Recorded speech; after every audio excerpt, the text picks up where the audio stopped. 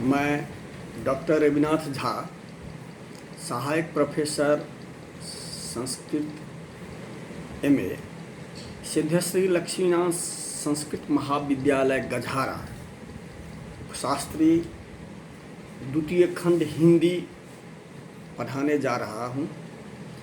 इसका प्रश्न है अर्धनारीश्वर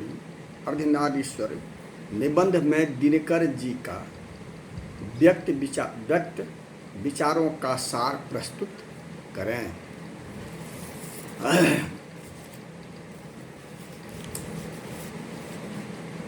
राष्ट्रकवि रामधारी सिंह दिनकर जितने बड़े कवि थे उतने ही समर्थ गद्यकार भी थे। उनके गद्य में भी उनकी कविता के गुण ओज, पौरुष, प्रभावपूर्ण वाग्मिता और रूपक धर्मिता आदि उसी सहजता और प्रवाह के साथ मुखरित होते हैं। उनकी कविता और गद्य दोनों में व्यक्तित्व की एक जैसी गहरी छाप है। अर्धनारीश्वर भारत का एक मिथकीय प्रतीक है। अर्धनारीश्वर शंकर और पार्वती का कल्पित रूप है, जिसका आधा अंग पुरुष और आधा अंग नारी का होता है। स्पष्टतः ही यह कल्पना शिव और शक्ति के बीच पूर्ण समन्वय दिखाने को निकाली गई होगी। इतना ही नहीं, अर्धनारीश्वरी की कल्पना में कुछ इसका भी संकेत मिलता है कि नर नारी पूर्ण रूप से समान है। उनमें से एक के गुण दूसरे के दोष नहीं हो सकते। अर्थात नरों में नारियों के गुण आए तो उससे उनकी मर्यादा हीन नहीं होती, बल्कि उनकी पूर्णता में वृद्धि ही होती है। पुरुष अगर नारी को कोमलता, दया, सरलता जैसी गुण अपने में ले आए तो उसे जीवित में पूर्णतः बोध होता है। उसी प्रकार अगर नारी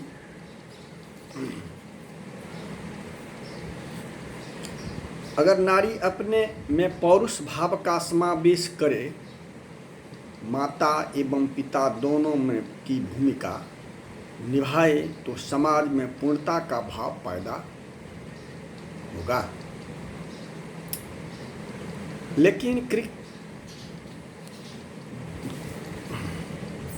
लेकिन कृषि में आविष्कार ने नारी को दुर्लभ बना दिया है। नारी पुरुष पर निर्भर होने लगी है। जिस प्रकार लता अपने अस्तित्व के लिए वृक्ष पर निर्भर रहती है, उसी प्रकार पत्नी अपने पति पर निर्भर होने लगी है। कृषि का विकास सभ्यता का पहला सोपान था, लेकिन नारी को इसकी कीमत चुकानी पड़ी। आज प्रत्येक पुरुष अपने पत्नी को फूल, लोह या आनंदमय भार समझता है। लेखक का यह व्यंग उचित है। दिनकर जी के अनुसार गांधी और मार्क्स ने भी नर नारी दोनों को समान रूप से देखा है। निवृत्त मार्गियों की तरह नारी से दूर भगाने की बात भी मूर्खता जैसी बात है।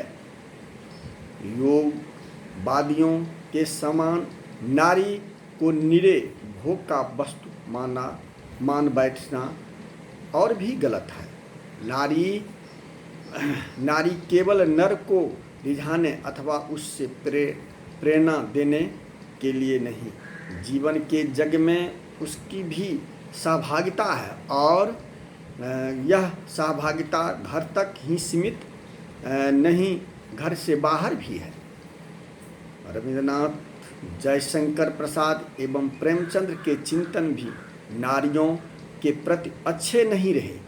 इन कवियों और रोमांटिक चिंतकों ने नारी का जो रूप प्रकट हुआ वह उसका अर्धनारीश्वर रूप नहीं है।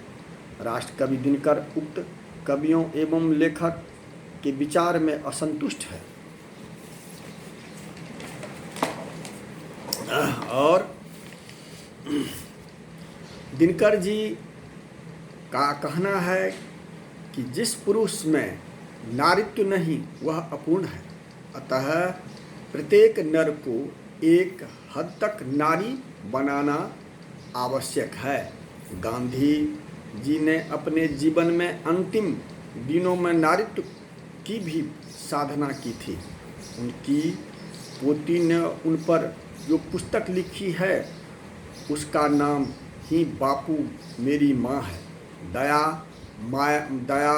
माया, सहिष्णुता और भीरुता ये स्त्रियोचित गुण कहे जाते हैं, किंतु क्या उन्हें अंगीकार करने से पुरुष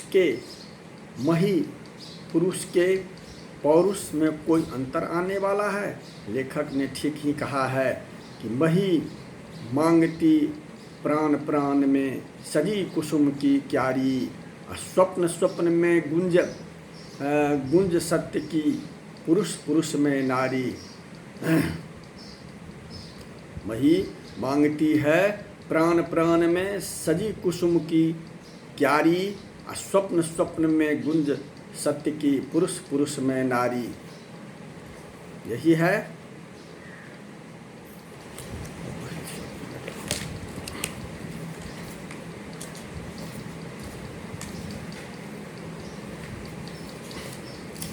और प्रश्न कुछ पूछना है?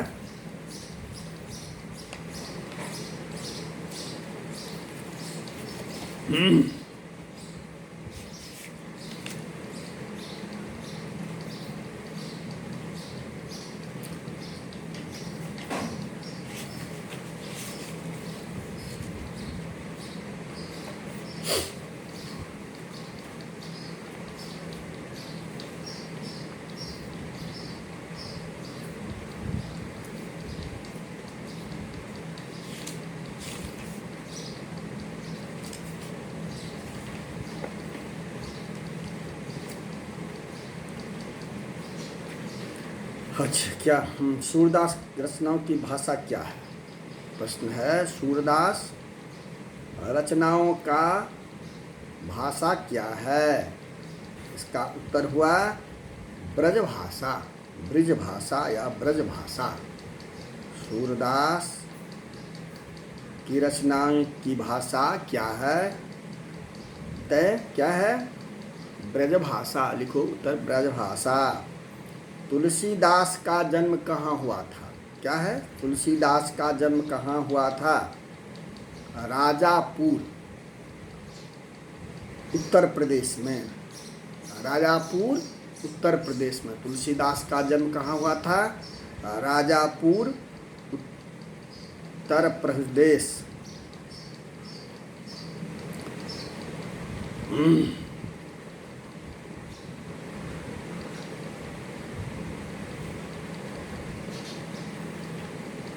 और तिरछी कहानी के कहानीकारक कौन है? तिरछी उदय प्रकाश। कौन है? उदय प्रकाश। कौन है? उदय प्रकाश।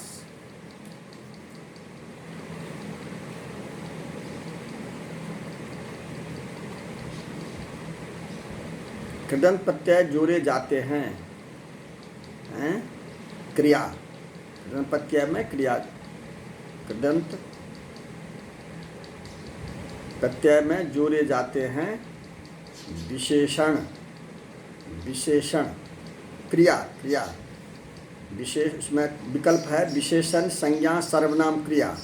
कृदंत प्रत्यय में जोड़े जाते हैं विशेषण, संज्ञा, सर्वनाम, क्रिया। तो इसमें होगा क्रिया, उत्तर होगा क्रिया। वृत्त धातु में रमूल प्रत्यय लगने पर शब्द का रूप क्या होता है?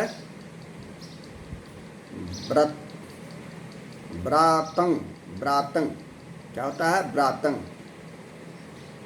सरस्वती का पर्यायवाची नहीं है वाणी, वाणी सरस्वती का पर्यायवाची नहीं है, उसमें होगा वाणी। कान फूकना मुहावरा क्या अर्थ है? दीक्षित करना, दीक्षित करना, दीक्षित करना। अब यहीं समाप्त करते हैं।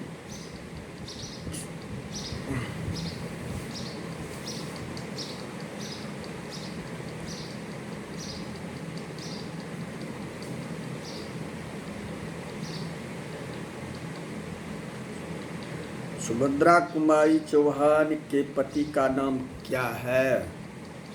ठाकुर लक्ष्मण सिंह, ठाकुर लक्ष्मण सिंह। ठीक है।